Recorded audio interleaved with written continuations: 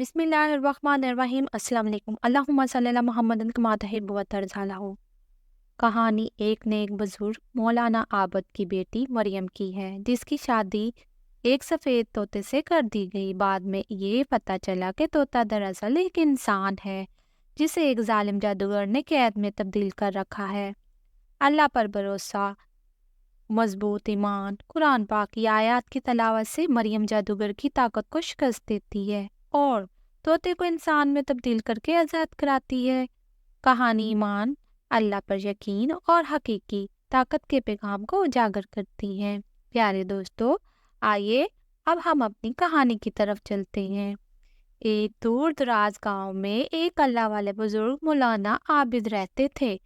وہ عابد گزار اور نہایت پرہیزگار تھے۔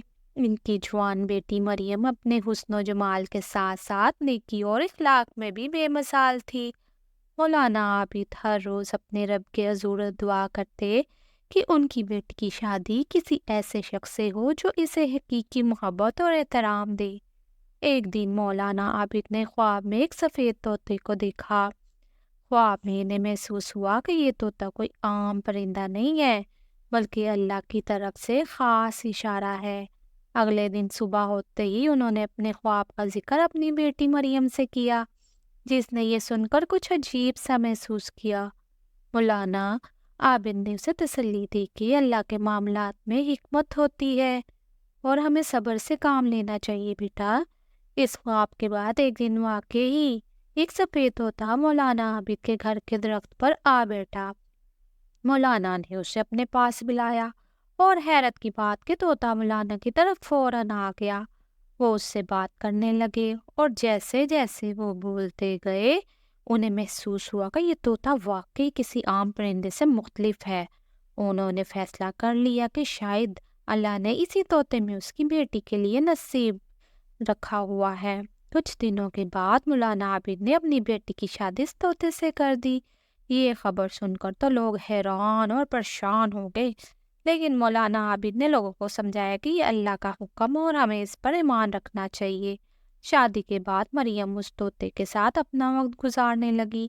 وہ اس سے باتیں کرتی اور طوطا بھی اسے جواب دیتا، لیکن وہ زیادہ تر خاموش رہتا۔ وقت گزرنے کے ساتھ ساتھ مریم کو طوطے میں کچھ عجیب سی باتیں محسوس ہونے لگی۔ کبھی اس کی آنکھیں بدل جاتی اور کبھی آواز میں کچھ انسانی انداز جھلکتا۔ اور مولانا عابد اپنی بیٹی مریم کی شادی اس سفید طوطے سے کرنے کے بعد خود کو ایک طرح سے بالکل مطمئن محسوس کر رہے تھے کہ اللہ کے فیصلے میں ضرور کوئی بڑی حکمت ہوگی۔ شادی کے چند دن بعد ہی مولانا نے اپنی بیٹی مریم اور طوطے کو ایک سرسبز جنگل میں جانے کا مشورہ دیا تاکہ وہ وہاں کچھ دن گزار سکے اور مریم کو قدرت کے قریب رہنے کا موقع ملے۔ مریم تو پہلے سے یہ بات سمجھتی ہی نہیں تھی، مگر والد کے اصرار پر طوطے کو اپنے کندھے پر بٹھا کر جنگل کے راستے میں چل پڑی۔ راستے میں وہ حیران تھی کہ پرندے کے ساتھ اپنی زندگی گزارنا کتنا عجیب لگتا ہے، مگر اس کے والد کی باتیں اور یقین اسے مجبور کرتے رہے۔ جنگل کے اندر جاتے ہی اس نے ہر طرف خوبصورتی اور سکون محسوس کیا۔ درختوں کی سرسبز شاخیں، بہتے پانی کی آواز، مختلف پرندوں کی چہچہاہٹ اس کے دل کو تو خوشی فراہم کر رہی تھی۔ وہ جنگل کے اندر ایک چھوٹے سے تالاب کے قریب بیٹھ گئی اور طوطے کو اپنے پاس رکھ لیا۔ مریم نے طوطے سے باتیں شروع کر دی، کبھی ہنستی کبھی سوچتی۔ طوطا کچھ دیر چپ رہا، پھر اپنی مخصوص آواز میں بولا، مریم تمہیں یہاں خوشی محسوس ہو رہی ہے؟ مریم نے مسکرا کر کہا، ہاں ہاں، یہاں تو بہت سکون ہے، لیکن کیا تمہیں بھی؟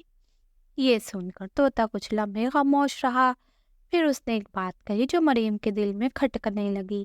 اس نے کہا، مریم زندگی کبھی کبھی ہمیں ایسے راستے پر لے جاتی ہے جہاں ہم خود کو کھو بیٹھتے ہیں۔ یہ سن کر تو مریم حیران ہو کر اسے دیکھنے لگی اور پھر اس نے اس سے پوچھا، یہ تم کیسی باتیں کر رہے ہو؟ طوطا مسکرایا، لیکن اس کی آنکھوں میں مریم کو ایک عجیب سی چمک نظر آئی جو ایک عام پرندے کی نہیں ہو سکتی تھی۔ اسی دوران مریم نے محسوس کیا کہ جیسے کسی نے اس پر نظر رکھی ہو۔ اس نے ارد گرد دیکھا تو اسے کچھ بھی نظر نہ آیا، پھر اس نے غور سے دیکھا تو اسے کچھ چھپے ہوئے درختوں کے پیچھے کچھ نظر آیا۔ ایک لمحے کو تو اس کے دل میں خوف پیدا ہوا، مگر طوطے نے اسے کندھے پر بیٹھ کر اسے تسلی دی۔ طوطے نے اسے کہا اس کا یہاں آنا شاید اللہ کا ایک خاص منصوبہ ہے۔ اگلے کچھ دنوں تک مریم نے جنگل میں اپنا وقت گزارا اور طوطے سے اپنی دل کی باتیں کرتی رہی، مگر اس کے دل میں کچھ شک اور خوف ابھرتا جا رہا تھا۔ طوطے کی باتیں، اس کے انداز اس کے لیے روز بروز بہت پیچیدہ اور عجیب ہوتے جا رہے تھے۔ ایک رات تو جب مریم سو رہی تو اس نے خواب میں ایک انسان نما طوطے کو دیکھا جو اسے کسی راز کے بارے میں بتانے کی کوشش کر رہا تھا۔ خواب میں اس انسان نے کہا، مریم تم میری حقیقت سے انجان ہو، مگر وہ وقت قریب ہے جب تمہیں سب معلوم ہو جائے گا۔ یہ خواب مریم کو ایک نئی الجھن میں ڈال گیا۔ کیا واقعی طوطے کی باتوں میں کوئی راز چھپا ہے؟ جنگل میں مریم کے دن گزرنے لگے اور اس کا تعلق طوطے کے ساتھ مضبوط ہوتا جا رہا تھا۔ طوطے کے اندر ایک کچھ ایسی باتیں تھی جسے سمجھنا مریم کے لیے آسان نہیں تھا۔ کبھی وہ اس سے گہری فلسفانہ باتیں کرتا، کبھی اس کے چہرے پر مریم کو دکھ کی جھلک نظر آتی جیسے وہ قید میں ہو۔ ایک رات مریم ایک بار پھر اس انسان نما طوطے کا خواب دیکھنے لگی۔ اس نے دیکھا کہ وہ شخص جو ایک سفید طوطے کی صورت میں تھا ایک بڑے جنگل میں قید ہے اور اس کے ارد گرد سونے کی زنجیریں ہیں۔ اس شخص نے مریم سے کہا، مریم میں تمہارے والد کی دعاؤں کا نتیجہ ہوں، مگر میں آزاد ہوں۔ میری قید کا راز جاننا تمہارے لیے بہت ضروری ہے۔ جب مریم کی آنکھ کھلی تو اس کا دل بہت گھبرایا ہوا تھا۔ وہ خواب اور حقیقت کے بیچ میں الجھ کے رہ گئی تھی۔ اسے سمجھ ہی نہیں آ رہا تھا کہ یہ سب کیا ہے۔ اس نے طوطے کو غور سے دیکھا اور طوطا بھی اس کے خواب کے بارے میں سب جان چکا تھا۔ شاید طوطے کے چہرے پر اداسی اور پرسرائیت تھی، اس کی قید کی چھلک رہی تھی۔ اگلے دن مریم نے طوطے کو اپنے کندھے پر بٹھایا اور جنگل میں دور تک چلتی گئی۔ وہ اس تالاب کے قریب پہنچی جہاں اس نے پہلی بار اس سے باتیں کی تھی۔ طوطا خاموشی سے اسے دیکھ رہا تھا اور پھر اس نے آہستہ سے کہا، مریم کیا تم جانتی ہو میں کون ہوں؟ مریم حیران ہوئی اور بے ساختہ بولی، ہاں میں جاننا چاہتی ہوں۔ آخر تم ایک طوطے کی شکل میں کیوں ہو اور میرے والد نے تمہیں میرے لیے کیوں چنا؟ طوطے نے گہری سانس لی اور کہنا شروع کیا، میری کہانی بہت پرانی ہے مگر مختصر ہے کہ میں ایک انسان ہوں جس نے دنیا کی محبتوں کو چھوڑ کر اللہ کے قریب ہونے کی کوشش کی تھی، مگر ایک غلطی نے مجھے یہاں پہنچا دیا۔ ایک ایسے ظالم جادوگر کی قید میں ہوں جو اپنے مفادات کے لیے لوگوں کے طوطا اور دیگر شکلوں میں تبدیل کر دیتا ہے۔ مریم کی آنکھوں میں خوف و تجسس کے اثار تھے۔ لیکن کوئی راستہ ہے کہ تم دوبارہ انسان بن سکو؟ اس نے پوچھا۔ طوطے نے جواب دیا، ہاں، مگر یہ انسان جو راستہ ہے یہ آسان نہیں ہے۔ مجھے اس جادوگر کے قبضے سے نکلنا ہوگا اور یہ تب ہی ممکن ہے جب کوئی میری مدد کرے۔ لیکن وہ جادوگر بہت خطرناک ہے، اس کا سامنا کرنا موت کو دعوت دینے کے برابر ہے۔ مریم کی طبیعت میں ہمت جرأت پیدا ہونے لگی۔ اس نے سوچا کہ شاید یہی اس کی زندگی کا مقصد ہے، وہ اس طوطے کی قید ختم کر کے اسے آزادی دلائے گی۔ اس نے طوطے سے عہد کیا کہ وہ اس کی مدد کرے گی۔